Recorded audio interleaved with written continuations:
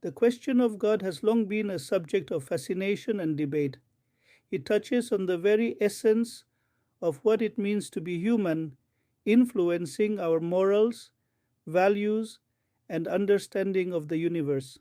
Today, we embark on a journey to explore this profound question from multiple perspectives, including insights from professional psychologists, historians, philosophers, and Muslim scholars with tafsir. We will reference key works such as The Varieties of Religious Experience by William James, A History of God by Karen Armstrong, and The Studi Quran, edited by Syed Hossein Nasr. Join us as we delve into these rich and diverse viewpoints to gain a deeper understanding of faith and reason.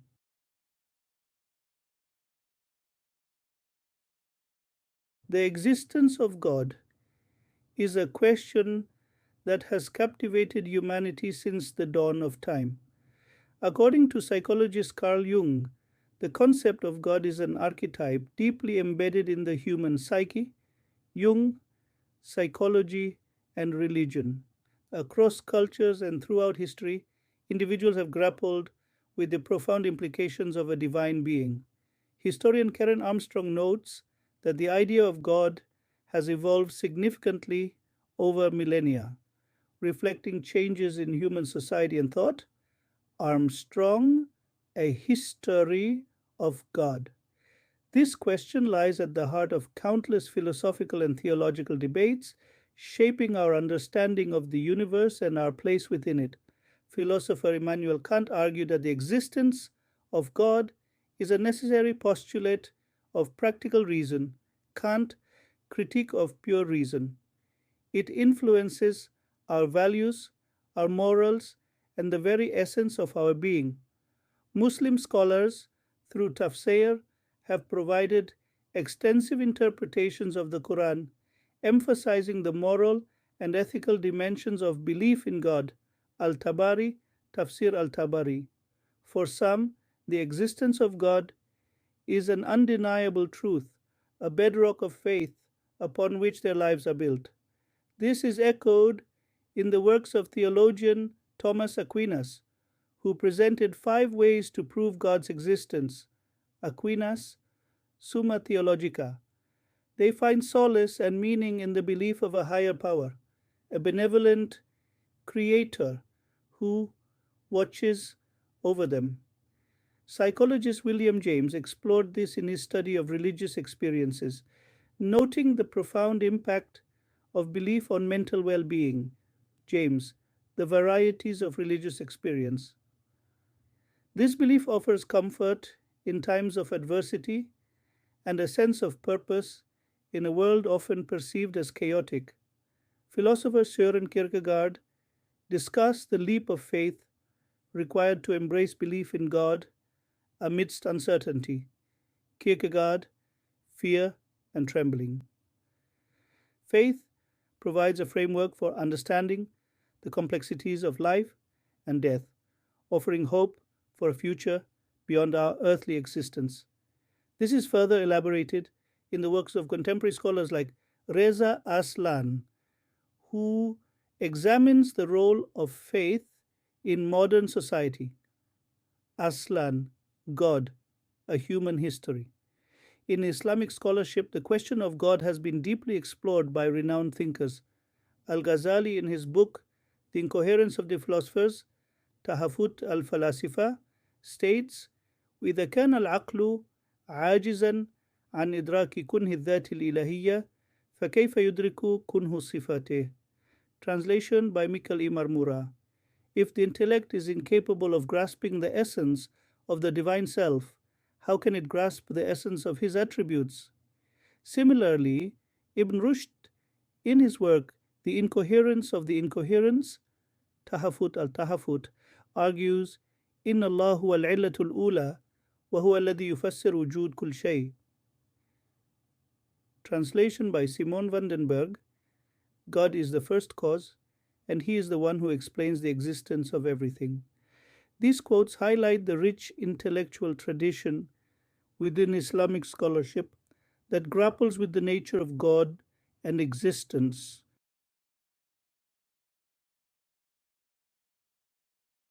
Agnostic theism occupies a fascinating middle ground in the spectrum of belief.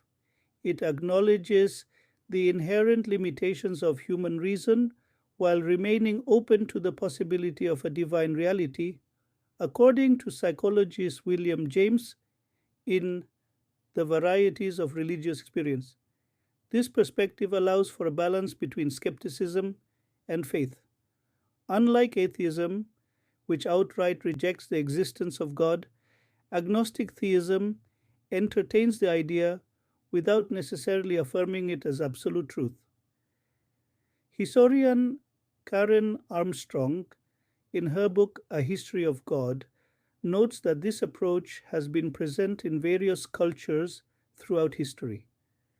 It recognizes that the human mind, confined by its finite nature, may not be equipped to fully grasp the concept of a being so far beyond our comprehension. Philosopher Immanuel Kant, in Critique of Pure Reason, argues that human cognition has its limits, especially when it comes to metaphysical entities. This perspective often stems from a deep respect for both faith and reason. Muslim scholar Al Ghazali, in his work The Incoherence of the Philosophers, discusses the harmony between faith and rationality. Agnostic theists value logic and evidence, but also acknowledge the limits of scientific inquiry when it comes to matters of spirituality. As noted in the journal Philosophy and Phenomenological Research, this dual respect allows for a more nuanced understanding of existence. They find themselves drawn to the profound questions that have captivated philosophers and theologians for centuries, questions that transcend the realm of empirical observation. Theologian Paul Tillich, in Systematic Theology, explores these existential questions in depth. They seek meaning and purpose in a world often perceived as random and indifferent, exploring various religious and spiritual traditions without necessarily adhering to a specific dogma. This exploration is well documented in the Journal of Religious Studies, which highlights the diverse paths taken by agnostic theists in their spiritual journeys.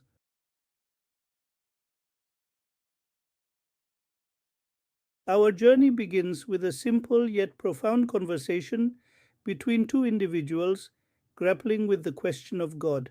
One, a self proclaimed agnostic theist, expresses a belief in God while acknowledging the lack of objective proof. This conversation is reminiscent of the dialogues found in The Varieties of Religious Experience by William James. This individual's perspective highlights the core tension at the heart of agnostic theism, the desire to believe in something beyond the tangible world, coupled with the intellectual honesty to admit the limits of human understanding. This tension is explored in depth in Faith and Reason, The Philosophy of Religion by Paul Helm, interviewer as S4. So, you believe in God, but you also acknowledge that there is no concrete proof? How do you reconcile these two seemingly opposing views? This question echoes the inquiries found in The God Delusion by Richard Dawkins and God and the New Theism by John F. Hort. This conversation serves as a springboard for a deeper exploration of faith, reason, and the various arguments for and against the existence of God. Historical perspectives, such as those in A History of God by Karen Armstrong, provide valuable context. We'll delve into the realm of deductive reasoning, examining how logic and philosophical arguments have been employed to support the existence of a divine creator. Works like The Existence of God by Richard Swinburne, and The Coherence of Theism by Alvin Plantinga will be referenced. We'll also analyze the role of empirical evidence, exploring the strengths and limitations of the scientific method in addressing metaphysical questions. This analysis will draw from The Grand Design by Stephen Hawking and Leonard Mlodinow and The God Particle by Leon Lederman.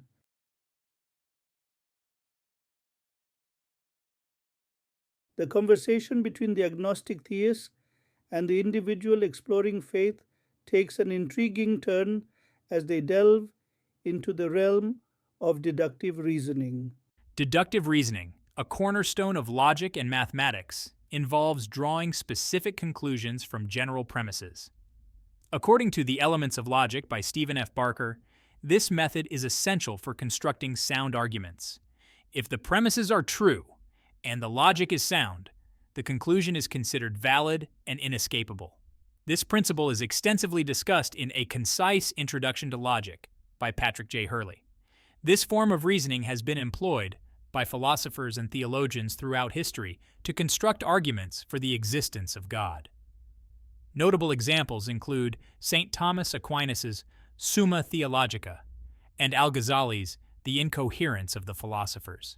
The individual exploring faith, initially hesitant about the possibility of proving God's existence, finds themselves drawn to the elegance and rigor of deductive arguments. This is echoed in the works of contemporary scholars like William Lane Craig in Reasonable Faith. The idea that one could arrive at the existence of a divine creator through pure reason alone is both intellectually stimulating and spiritually intriguing. This concept is also explored in The God Delusion by Richard Dawkins, albeit from a critical perspective.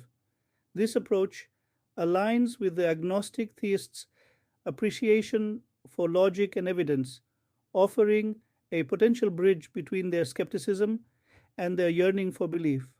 Islamic scholars, such as those contributing to Tafsir al-Jalalain, also emphasize the harmony between reason and faith.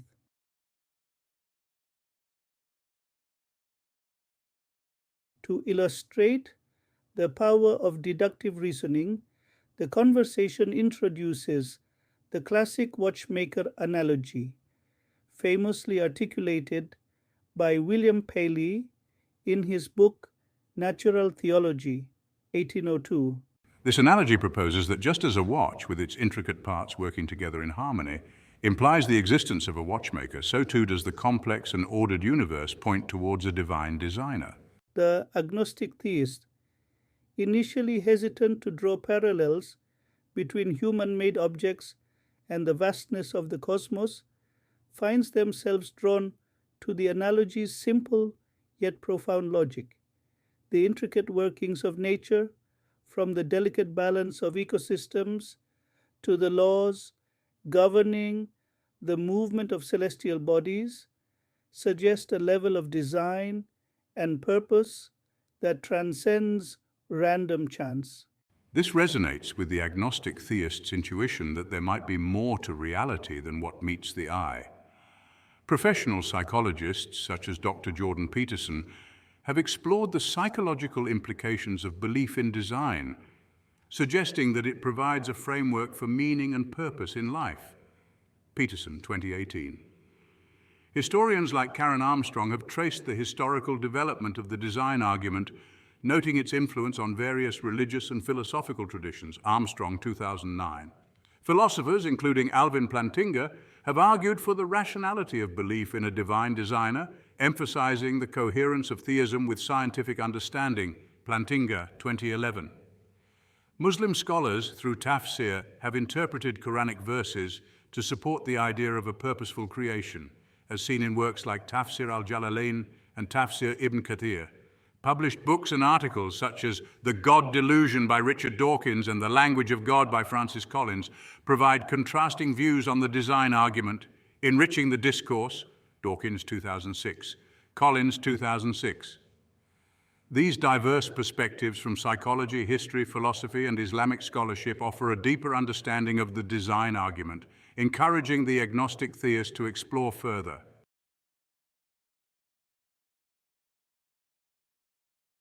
The conversation delves deeper into the limitations of relying solely on empirical evidence when exploring the question of God. According to Dr. Lisa Miller, a psychologist and author of The Spiritual Child, empirical evidence alone cannot capture the full spectrum of human experience, especially in matters of spirituality and faith. The individual exploring faith, initially grounded in the tangible world, begins to realize that many aspects of reality exist beyond the realm of the five senses. Historian Karen Armstrong, in her book A History of God, discusses how various cultures have always acknowledged the unseen aspects of existence. Love, justice, and even the laws of physics, while having observable effects, cannot be directly perceived through sight, touch, taste, smell, or hearing. Philosopher Immanuel Kant, in his Critique of Pure Reason, argues that human understanding is limited to phenomena, while noumena, or things in themselves, remain beyond our sensory perception. This realization challenges the notion that something must be empirically verifiable to be considered real or true. Muslim scholars, through the study of tafsir, such as Ibn Kathir's Tafsir al-Quran al-Azim, emphasize that the unseen, ghaib, is a fundamental aspect of faith, acknowledged in the Quran.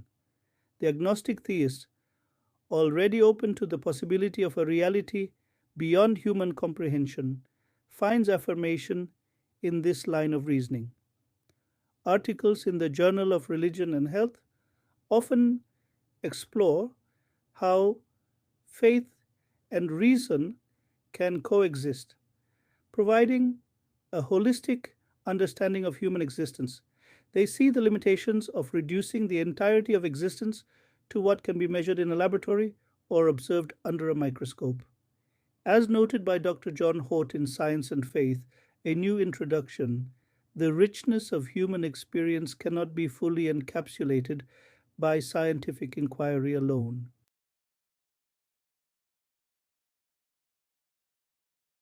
The individual exploring faith, while acknowledging the limitations of relying solely on the five senses, still grapples with the desire for concrete, empirical evidence of God's existence.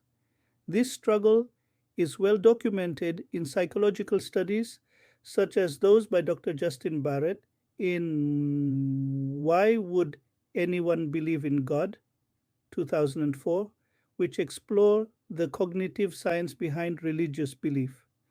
They question why, if God is real and wants humanity to believe, there isn't more readily available and irrefutable proof.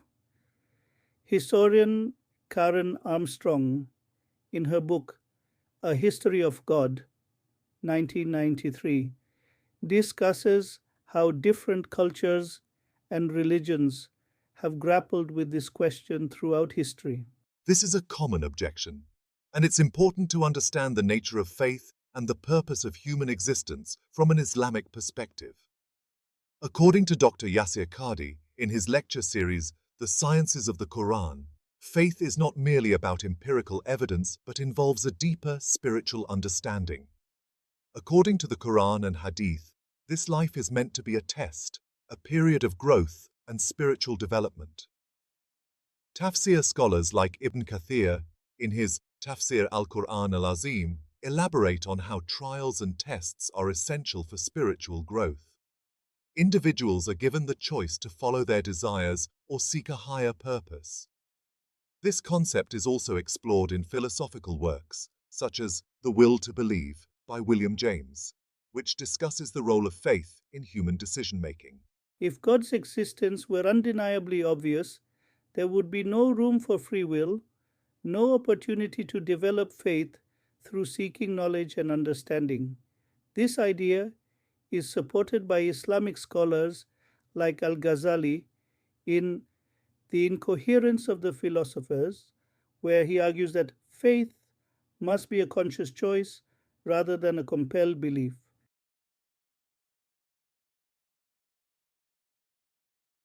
The conversation takes an awe-inspiring turn as the two individuals shift their focus from the abstract realm of logical deductions to the grandeur of the cosmos. The sheer scale and complexity of the universe is captivating. As noted by Carl Sagan in Cosmos, 1980, the universe is a vast and intricate tapestry. Could this vast expanse, governed by intricate laws and teeming with wonders beyond imagination, truly be the product of mere chance? Philosopher William Lane Craig, in his book Reasonable Faith, 2008, argues that the fine-tuning of the universe points to a deliberate designer. Drawing upon scientific discoveries and astronomical observations, the conversation highlights the remarkable fine-tuning of the universe. According to physicist Paul Davies in The Goldilocks Enigma, 2006, the universe's conditions are just right for life. The values of fundamental physical constants, such as the gravitational constant and the speed of light, appear to be exquisitely calibrated to allow for the existence of stars, galaxies, and ultimately life itself. This concept is further explored in the Anthropic Cosmological Principle by Barrow and Tipler, 1986. Even slight deviations from these values would render the universe sterile and lifeless. Islamic scholar Harun Yahya, in his work The Creation of the Universe, 2002, discusses how the Quran aligns with modern scientific understanding of the cosmos fine-tuning.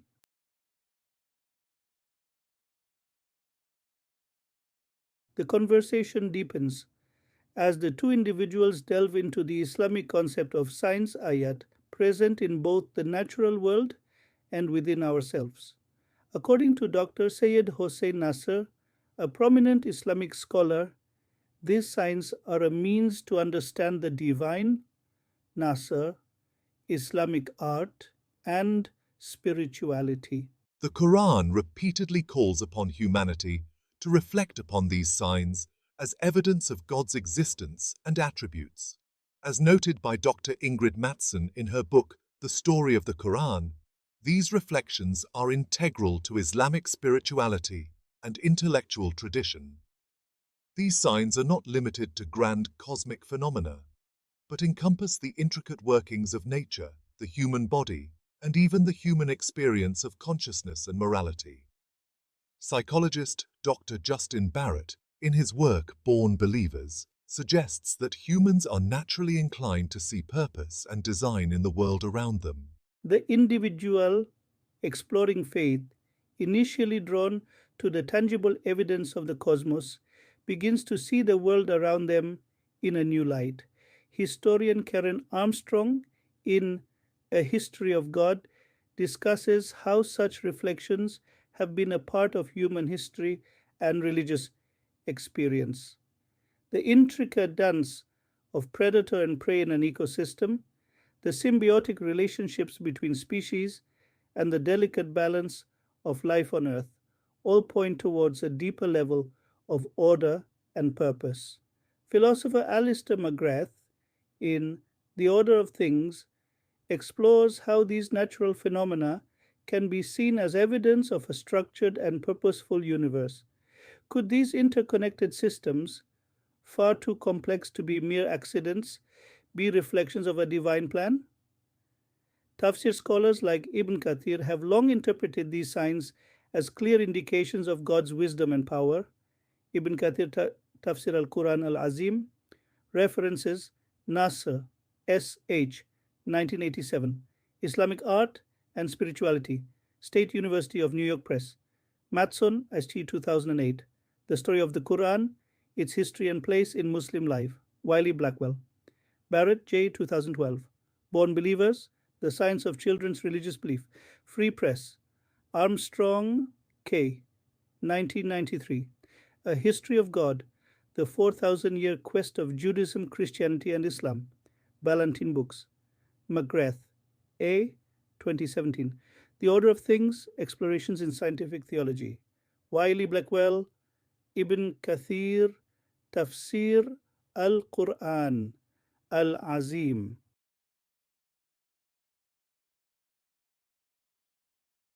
The conversation takes a philosophical turn as the two individuals explore the concept of fitra, the innate human disposition towards belief in God.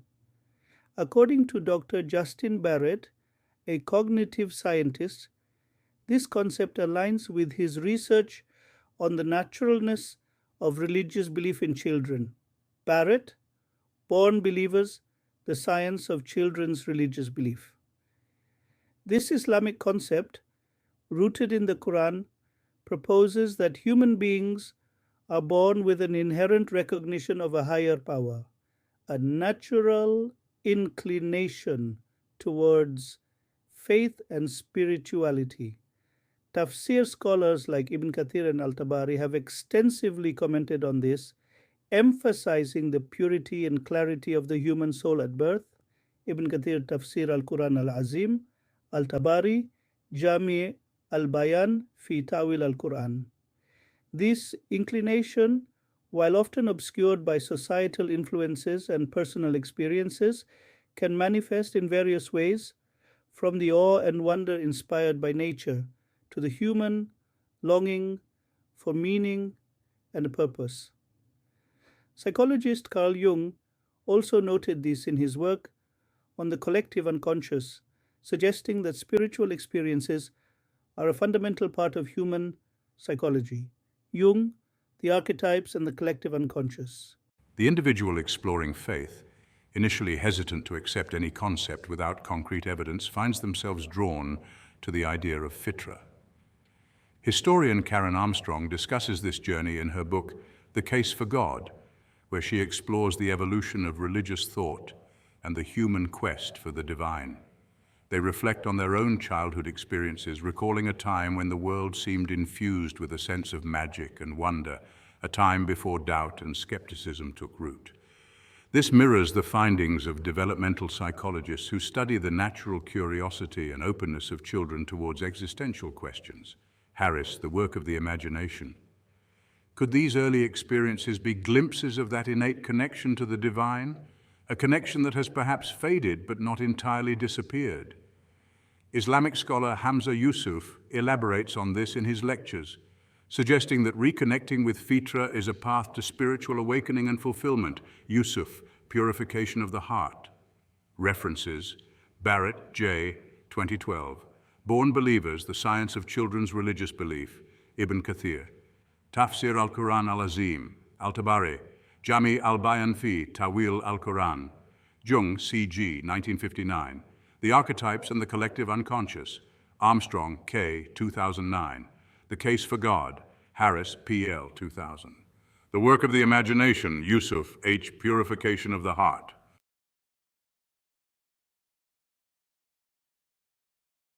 Despite the compelling arguments and intriguing evidence presented, the individual exploring faith finds themselves grappling with lingering doubts. This internal conflict is well documented in psychological studies, such as those by Dr. William James in The Varieties of Religious Experience. The problem of evil and suffering, a perennial challenge to belief in a benevolent and omnipotent God, weighs heavily on their mind. Philosophers like Alvin Plantinga have extensively discussed this issue in works like God, Freedom, and Evil. How could a loving God allow such pain, injustice, and suffering to exist in the world? This question is also explored in historical contexts, such as in Bart D. Ehrman's God's Problem: How the Bible Fails to Answer Our Most Important Question, Why We Suffer. The agnostic theist, acknowledging the weight of this question, explains that the Islamic perspective on free will and divine justice offers a framework for understanding this complex issue. Islamic scholars like Al-Ghazali have provided insights in texts such as The Incoherence of the Philosophers. Human beings, created with the capacity for both good and evil, are given the freedom to choose their own paths. This concept is elaborated in the Quran, Surah Al-Baqarah, Ayah 256, and further explained in tafsir works like Tafsir al-Jalalain. This freedom, while allowing for the possibility of suffering and injustice, is considered an essential aspect of human existence, a necessary condition for growth, learning, and the development of moral character. This idea is supported by psychological theories on moral development, such as those proposed by Lawrence Kohlberg in The Philosophy of Moral Development.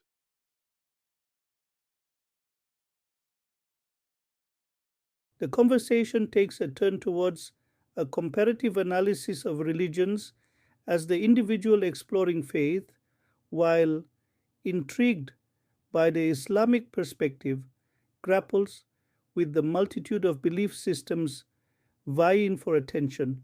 According to Dr. Karen Armstrong in A History of God, understanding the historical context of each religion is crucial for a comprehensive analysis.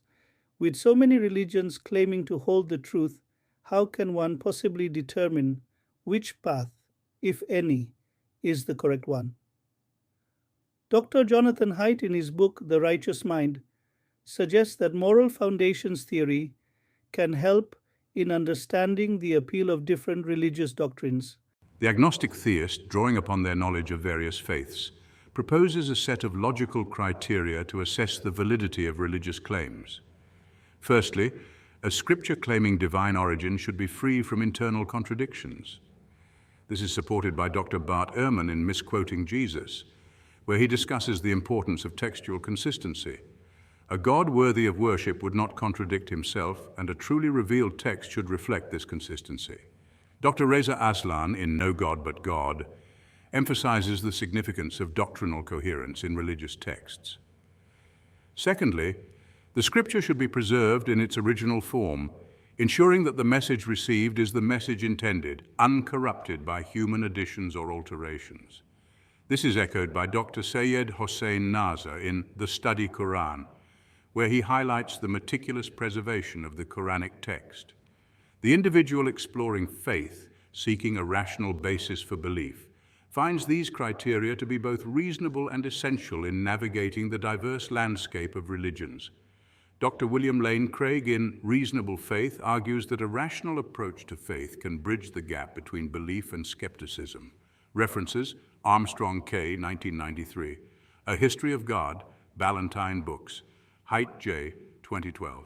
The Righteous Mind, Why Good People Are Divided by Politics and Religion, Pantheon Books, Ehrman B., 2005.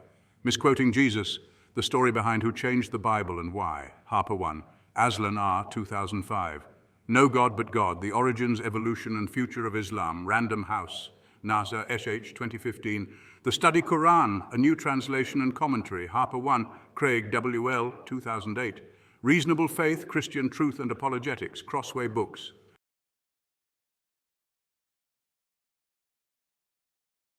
Having established a framework for evaluating religious claims, the conversation shifts to the concept of paradise, a central tenet of Islamic belief.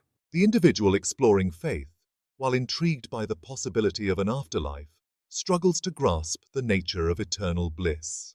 According to Dr. Martin Seligman, a renowned psychologist, the human mind often finds it challenging to conceptualize perpetual happiness. Seligman, authentic happiness. What does it mean to exist in a state of perpetual joy and contentment? Historian Karen Armstrong, in her book A History of God, suggests that eternal bliss is often depicted as a state of ultimate spiritual fulfillment and closeness to the divine. Armstrong, 1993. Would such an existence become monotonous or even meaningless over time? Philosopher Robert Nozick, in his work The Examined Life, argues that the human experience of joy is deeply tied to overcoming challenges, raising questions about the nature of eternal bliss. Nozick, 1989. The agnostic theist, drawing upon the Quranic descriptions of paradise and the teachings of Islamic scholars, explains that paradise is not merely a place of endless pleasure, but a state of being, a realm of spiritual fulfillment and closeness to God. Tafsir scholars like Ibn Kathir elaborate on this in their exegesis. emphasizing the spiritual and physical joys of paradise. Ibn Kathir, Tafsir al-Quran al-Azim, the limitations of our earthly existence with its inherent pain, suffering, and dissatisfaction would cease to exist in paradise. This is supported by the works of Dr. Syed Hossein Nasser, who discusses the metaphysical aspects of Islamic eschatology in Islamic Life and Thought. Nasser, 1981. Our souls, freed from the constraints of the material world, would experience a level of joy and contentment unimaginable in our current state. This concept is further explored in the journal article, The Concept of Paradise in Islamic Theology, by Dr. Amina Wadud 2006, references Seligman, MA 2002, Authentic Happiness, Free Press, Armstrong, K. 1993, A History of God, Ballantine Books, Nozick R. 1989, The Examined Life, Simon and Schuster, Ibn Kathir, Tafsir al-Quran al-Azim, Nasser S.H. 1981, Islamic Life and Thought, State University of New York Press, Wadud A. 2006, The Concept of Paradise in Islamic Theology, Journal of Islamic Studies.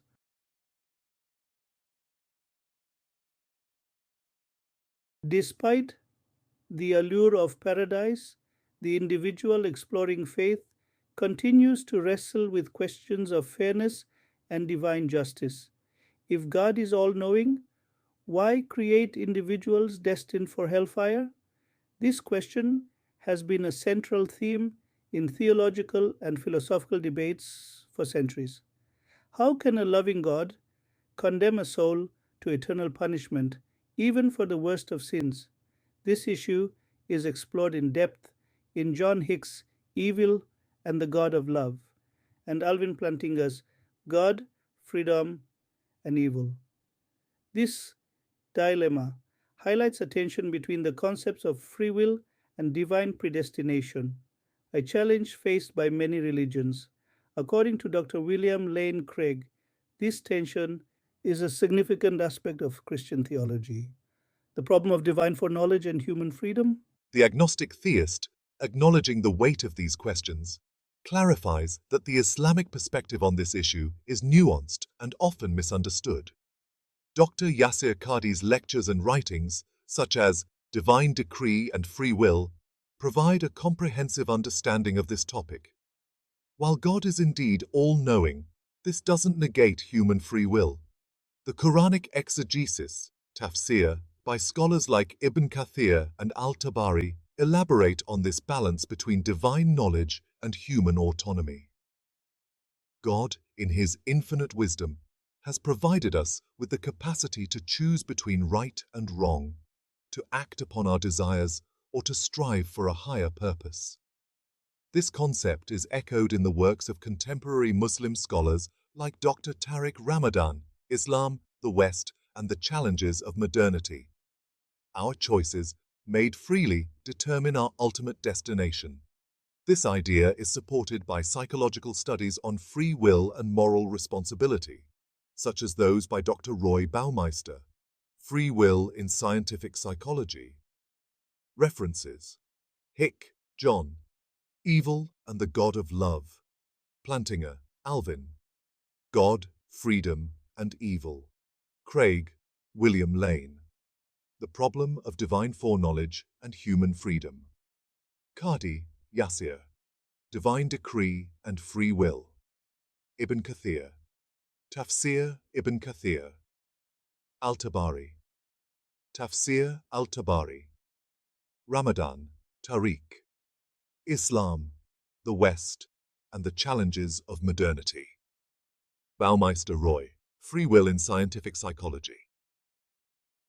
Free Will in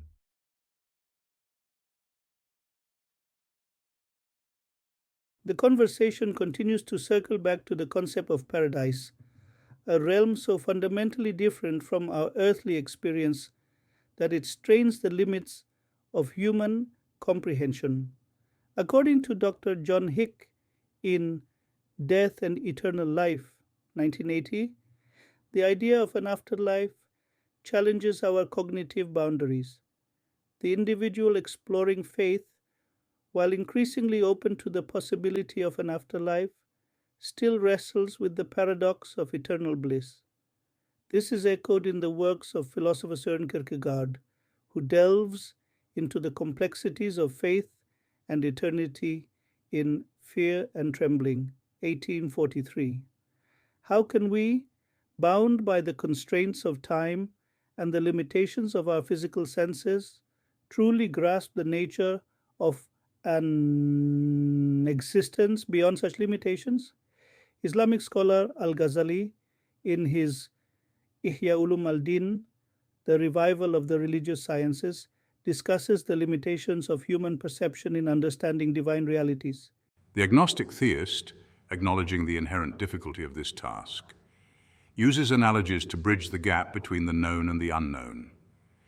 Historian Karen Armstrong, in A History of God, 1993, emphasizes the use of metaphors and analogies in religious discourse to make sense of the divine.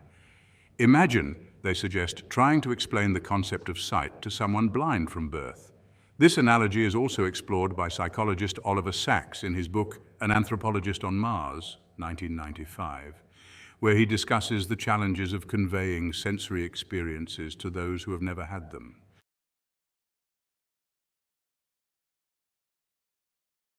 The conversation takes a turn towards a question that has perplexed philosophers, theologians, and psychologists for centuries.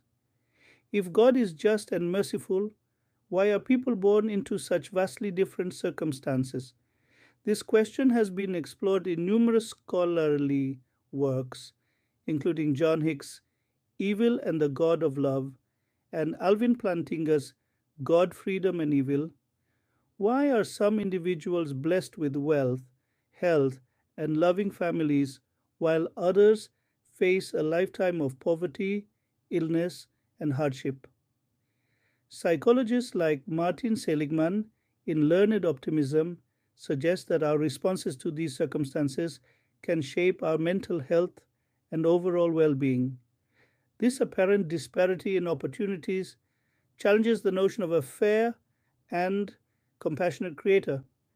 Historians such as Yuval Noah Harari, in Sapiens, A Brief History of Humankind, argue that societal structures and historical contexts play significant roles in these inequalities.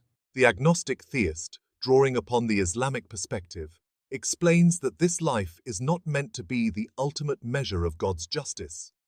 According to Islamic scholars like Ibn Kathir in his Tafsir al-Quran al-Azim, this world is a place of trial and tribulation. This earthly existence, from the Islamic viewpoint, is a temporary testing ground, a fleeting moment in time compared to the eternity of the afterlife. As stated in the Quran, Surah Al-Mulk 67:2, He who created death and life to test you as to which of you is best indeed. Our experiences here, whether challenging or comfortable, are opportunities for spiritual growth and the development of our souls.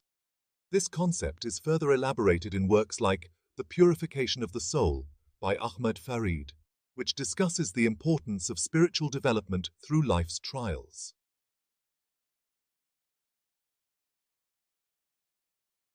The conversation delves into a perplexing human tendency, the ability to recognize truth but still choose to reject it. This phenomenon has been extensively studied by psychologists, historians, and scholars of philosophy and religion. The individual exploring faith, while increasingly convinced by the logical arguments and compelling evidence presented for God's existence, still struggles to understand how someone could knowingly turn away from the divine. According to Dr. Jonathan Haidt in The Righteous Mind, 2012, this internal conflict is often a result of moral intuitions that precede logical reasoning. The agnostic theist, drawing upon both Islamic teachings and human psychology, explains that the human heart is a complex and often contradictory entity. Dr. Tariq Ramadan, in his book In the Footsteps of the Prophet, 2007, emphasizes that the heart's inclinations can be influenced by various factors, including upbringing, societal norms, and personal experiences. While our intellect might recognize truth, our desires, fears, and ego can cloud our judgment and lead us astray. This is supported by the works of Sigmund Freud, who discussed the conflict between the ID, ego, and superego in The Ego and the Id, 1923. The Quran acknowledges this internal struggle, describing the human soul as being prone to both good and evil inclinations. Tafsir scholars like Ibn Kathir, in his commentary on Surah Al-Shams, elaborate on this duality, explaining that the soul's journey is a constant battle between righteousness and temptation.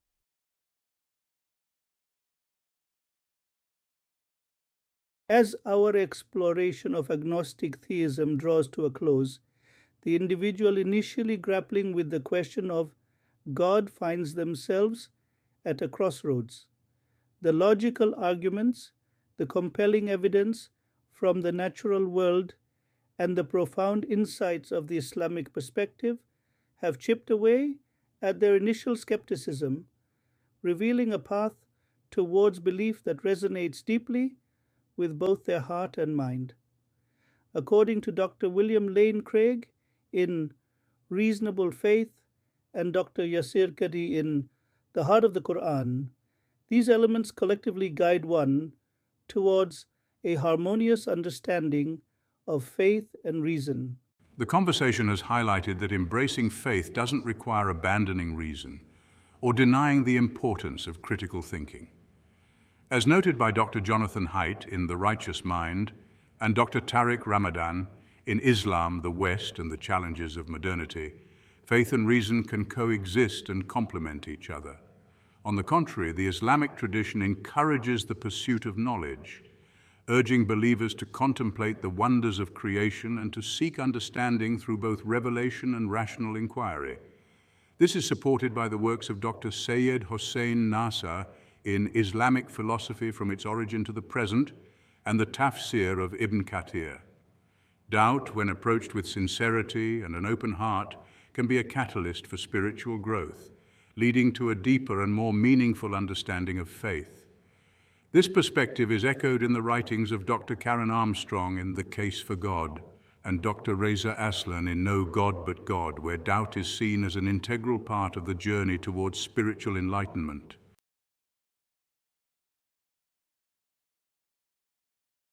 In an age often characterized by uncertainty, rapid technological advancements, and a growing sense of spiritual alienation, the conversation between the agnostic theist and the individual exploring faith serves as a timely reminder of the importance of seeking truth.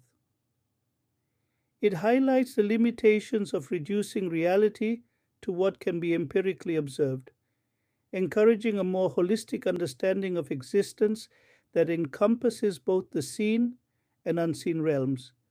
According to psychologist Carl Jung, the meeting of two personalities is like the contact of two chemical substances. If there is any reaction, both are transformed.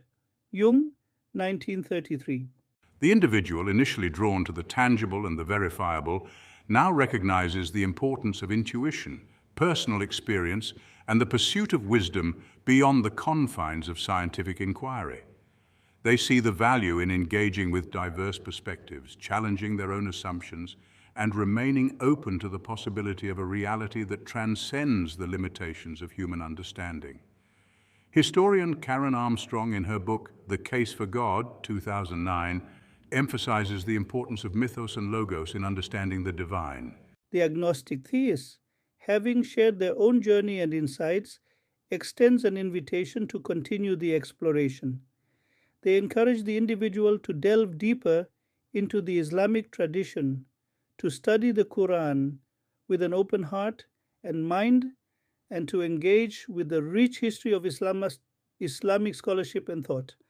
Tafsir scholars like Ibn Kathir and Al-Tabari provide profound insights into the Quranic verses, offering a deeper understanding of the text Ibn Kathir 1373, Al-Tabari 923. This invitation, however, is not limited to a specific religion or belief system. It is a call to action for all individuals, regardless of their background or beliefs, to embark on a lifelong pursuit of truth. Philosopher Søren Kierkegaard, in Fear and Trembling, 1843, discusses the importance of personal faith and the individual's journey towards understanding. In a world often divided by ideology, dogma, and a fear of the unknown, the conversation concludes with a message of hope and unity. By embracing the principles of reason, compassion, and a sincere desire for understanding, humanity can bridge divides, find common ground, and work together to create a more just, equitable, and spiritually fulfilling world for all. As noted by psychologist Abraham Maslow in Toward a Psychology of Being, 1962, self-actualization and the pursuit of higher values are essential for human fulfillment. The journey towards truth is an ongoing process, a shared human endeavor that transcends the boundaries of culture, religion, and individual belief. This sentiment is echoed in the works of Muslim scholars like Al-Ghazali, who in The Incoherence of the Philosophers, 1095, argues for the integration of reason and faith in the pursuit of knowledge.